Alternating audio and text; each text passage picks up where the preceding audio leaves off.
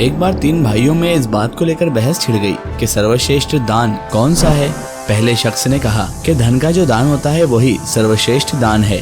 दूसरा कहने लगा नहीं, गौदान सर्वश्रेष्ठ दान है। तीसरा कहने लगा तुम दोनों गलत हो, भूमि दान ही सर्वश्रेष्ठ दान है।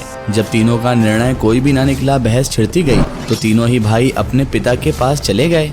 पिता ने उन्हें कोई भी उत्तर नहीं दिया, बल्कि उन्होंने तो एक उपाय दिया। उन्होंने सबसे बड़े पुत्र को धन देकर रवाना कर दिया। बड़ा पुत्र जब उस गली में पहुंचा तो उसे एक भिखारी वहां पर बैठा हुआ दिखाई दे दिया, तो उस भाई ने उस सारा धन को उस भिखारी को दान में दे दिया। इसी तरह समझदार पिता ने उनके दूसरे पुत्र को गाय दे दी। दूसरे पुत्र ने भी उसी भिखारी को गाय दान में दे दी। तीसरे पुत्र को पिताजी ने भूमि का पत्र दे दिया, तो वो भी चला और उसी भिखारी को भूमि दान में देकर आ गया। इसके कुछ ही दिनों बाद पिता अपने तीनों पुत्रों के साथ उसी गली में टहल रहे थे, जहाँ पर वो भिखारी प्रायः उन्हें बैठा हुआ मिला। उन तीनों भाइयों को देखकर अभी ये भी आश्चर्य हुआ कि ये अब भी भीख मांग रहा है। उससे जाकर पूछा तो पता चला कि उस भिखारी ने गाय और भूमि बेचने के पश्चात प्राप्त हुआ पूरा पैसा मौज मस्ती में उड़ा दिया था। अब तीनों भाई अफसोस करने लगे और पिता की तरफ देखने लगे। तब पिता ने बहुत गहरी बात समझाई।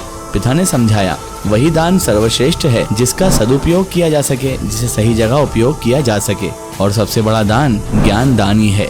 ज्ञान दान ही सर्वश्रेष्ठ दान है। वीडियो कैसी लगी कमेंट सेक्शन में जरूर बताइएगा।